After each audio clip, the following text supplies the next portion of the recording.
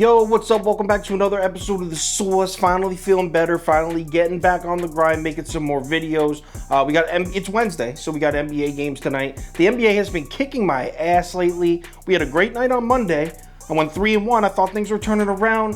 Then the Wizards blew a 35-point lead to mess up our parlay of the day last night and broke my heart. I'm staying positive though. In this video, we got the New York Knicks on ESPN, nationally televised game, Heat vs. Knicks. Let's do it. Welcome to The Source. The Source. Source. Hey, get the Source. All right, New York Knickerbockers on the road in Miami to play the Heat. Line is Heat -6.5. All the early action is on Miami. I'm talking 80% of the bets, 92% of the money on the Heat. This is as of this morning at 4 a.m. Yo, check this weird ass line movement out though. So all the money is on the Heat and even more Heat money comes in. We're all the way up to 99% of the money on Miami, 99%. But the line goes down. The line drops from 6.5 down to 6. We're now down to Miami -5.5. You know what that means? Say it with me. It's a trap.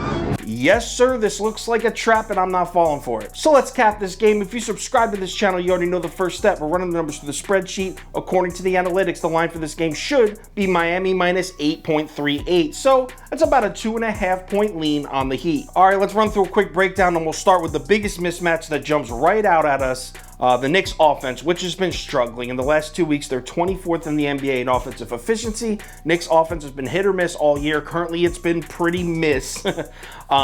Heat defense, on the other hand, good as hell. Top 5, top 10 at any point of the season. Even when they were dealing with a lot of injuries, they were still playing elite defense. So that means the main question in this game is, can the Knicks score on Miami's offense? Are the Knicks going to be able to score enough points to cover this number? And that's especially important in this game because both of these teams these are two of the slowest paced NBA teams in the entire league. They're both in the bottom 5, I think bottom 6. Whatever it is, they're both towards the bottom of the league in pace.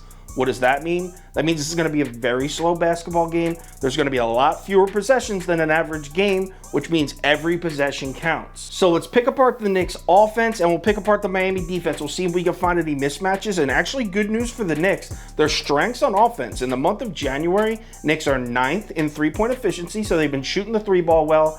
And they're 4th in long mid-range shots, meaning mid-range shots 14 feet or deeper. Check out this weird mismatch. So the Heat defense has been great all year.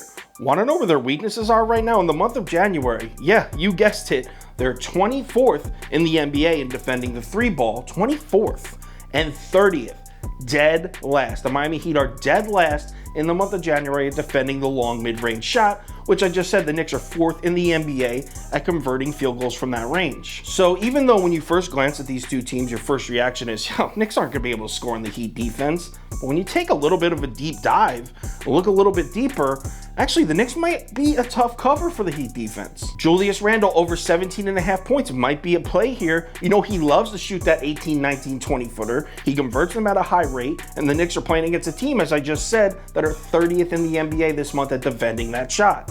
I don't usually do player props in these videos, but Julius Randle over 17.5 might be a good play. So how about the Heat offense against the New York Knicks defense? Well, the Heat love the three ball. They're 2nd in the NBA this month in three-point efficiency. They're 11th in the NBA in three-point frequency, which means they shoot a pretty good amount of threes and then hit them and hit those threes at a really impressive rate. Want to hear something crazy? That's actually, in a weird way, some more good news for the Knicks, because you want to know what the Knicks' strength is on defense? Defending the three-point shot. In the month of January, they're 4th in the NBA, and they've been towards the top of the league at defending the perimeter all year, but that perimeter defense, that Knicks perimeter defense, is really turning it on right now. Now, here's where it gets really fuzzy for the Knicks defense. It's going to be protecting the basket. Now, you might be saying, yo, Mitchell Robinson's having a great year. The Knicks are great at protecting the basket.